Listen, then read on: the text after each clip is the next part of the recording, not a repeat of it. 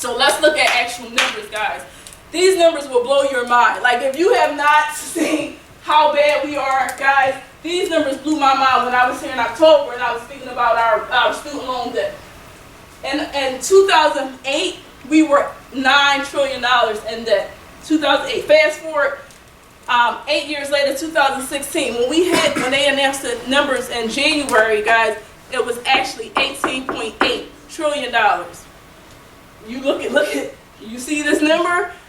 12 zeros, guys. Like, that level of debt, when you're not, when you have a country that isn't generating the growth, it's not sustainable. We've seen Greece. We have that blueprint to see what happened. And so you have foreign countries losing confidence in the U.S. dollar. And so how is this going to impact you guys? As I was saying, you guys didn't create the debt, but it's going to impact you, because here's what happened, guys. You know, like the dominoes, when you knock one over and they all start to just fall over? What's going to happen is that the U.S., in order to meet the cash flow obligations to repay the investors who's holding the bills or the bonds or the note, they need cash. And so they're going to raise your taxes because they need to fulfill those commitments to continue to pay their investors. Guys, they raise taxes. You have to pay. Right now, you're taxed at like a 30% income tax level. You're going to be paying more money in taxes. So we've gone to school. This is the place that we need to be. And as a result of this frivolous spending, taxes are going to be increased, which means less money in your pockets. And then debt becomes more expensive because you have more debt holders. They have to raise interest rates. Back in December, they raised them about 0.25%. But once interest rates goes up, guys, whatever sectors are affected by interest rates will be affected, such as your student loans, right? So student loans, car loans, mortgage loans, interest is going to increase because the government needs money in order to continue to satisfy these short-term debt.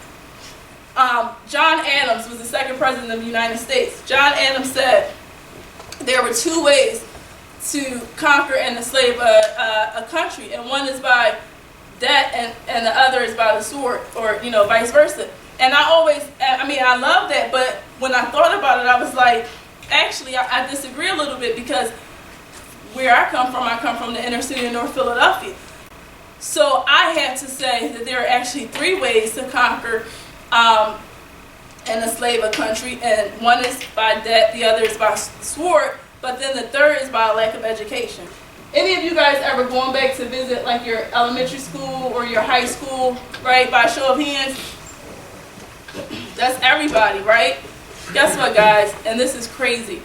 I didn't even have that opportunity. They closed both my elementary school and my middle school because there was a lack of funding. I'm thinking, if they're closing the schools, what do the kids, first of all, the schools were already overcrowded when I was attending schools, and now they're closing more schools. So then where do the kids go to school? Because most of the parents are not able to send their children to private education. So we rely on the public school system. And guys, so they actually closed 24 schools in total, right? Because the government said we don't have enough funding for education in the city of Philadelphia. But here's the irony of that. They built a prison for $400 million that same year, right outside of the city. So they closed 24 schools.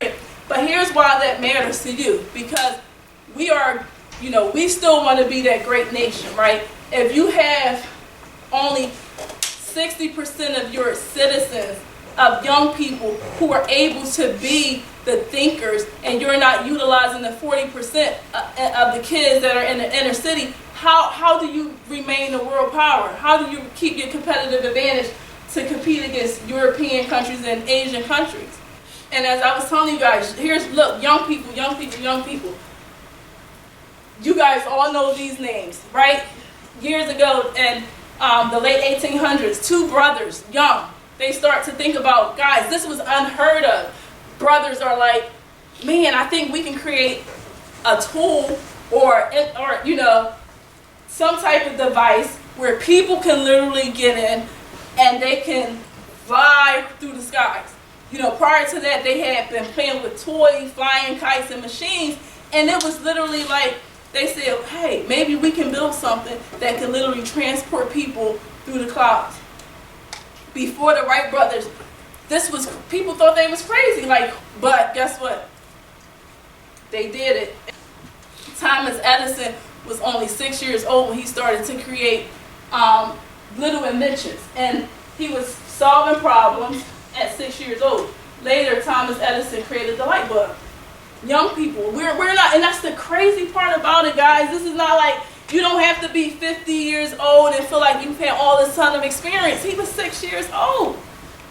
So we can change the world, and you know, we have $18.8 trillion of national debt. It seems impossible. Like, how do you solve that problem? But guys, you're in classes, you're thinking, you're creative, you're geniuses, you're brilliant. We can change the problem.